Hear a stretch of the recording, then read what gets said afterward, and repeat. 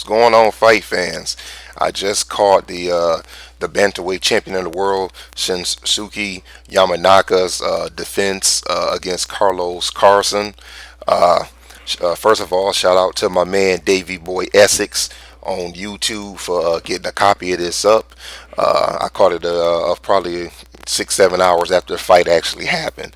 For those of us around other parts of the world other than Japan, over here in the States or wherever else you may be, if you haven't caught Yamanaka yet, you need to get on this dude.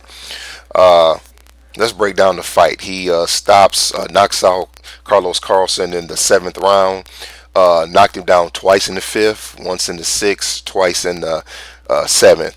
The damage actually began in the second round when he caught Carlos with a counter right hook over top, and from there it was just straight left hands, breaking him down the whole time. What I loved about Yamanaka was the body work. If you've ever heard any of my videos, you know that I'm a big fan of body work, and he just was like kind of hanging the right hand out there, but throwing that straight left. I mean, hard to the body, just hard right in the solar plexus, and that helped break. That I think that helped him to break Carlson down. Body work is very important, and it's not necessarily good to be a headhunter, kind of like what we saw in the fight last week when Wilder fought Gerald Washington. I've been hearing that Wilder's been working on his body work, but yet and still, what I saw was a lot of head hunting going on. Body work breaks a guy down and it makes it easier for the knockout later. It's an old saying: if you destroy the tail, the head to come forward. It's the same way with the body. If you work that body, eventually the head is going to come forward. What I noticed about Carlson was he did a whole lot of leaning in.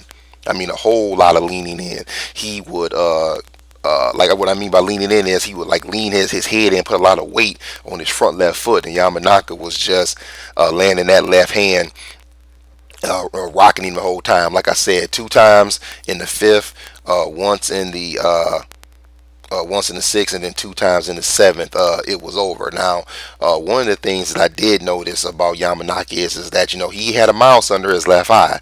So Carlson definitely did catch him with some good shots.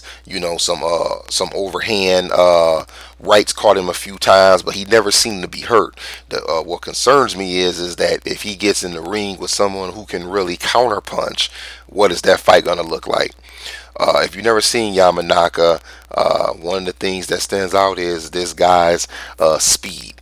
At 34 years old, he has very good hand speed, and he has pretty decent foot speed. He found a way to stay right in front of Carlson, not letting him run and dip around the ring, and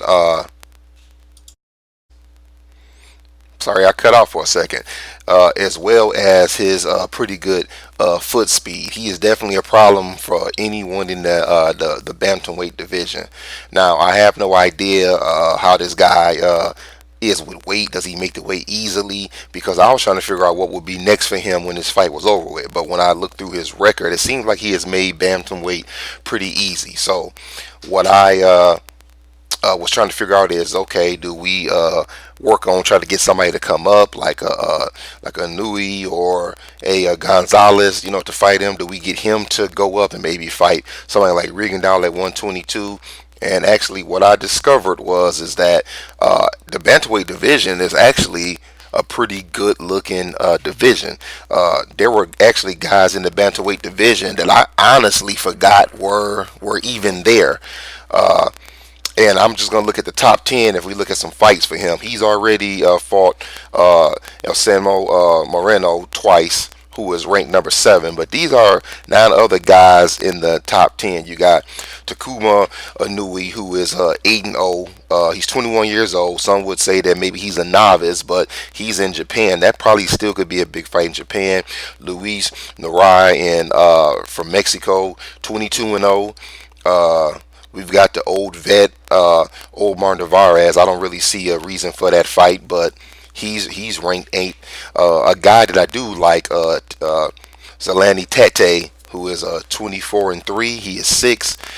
In the UK, you have Lee Haskins at 5. You got Topalis at 4. He is a fighter from the Philippines. You have another UK fighter, Jamie McDowell, at who is ranked 3rd. And then in the second spot, I didn't even realize that Juan Francisco Estrada was actually campaigning yet in the bantamweight division full time, but it seems he is, and he's there, and he's already ranked 2nd. So right there, we see 7 fights that Yamanaka could take next and rule the heavy and keep ruling that bantamweight division. It'd be good to see this guy keep going because he's 34 years old, which means he's at the end of his prime. And I'd like to see him dominate a little longer before we see what happened to Uchiyama twice last year. All right, that's pretty much it. It was a pretty good fight. If you haven't seen it yet, you should go check it out. Catch y'all later.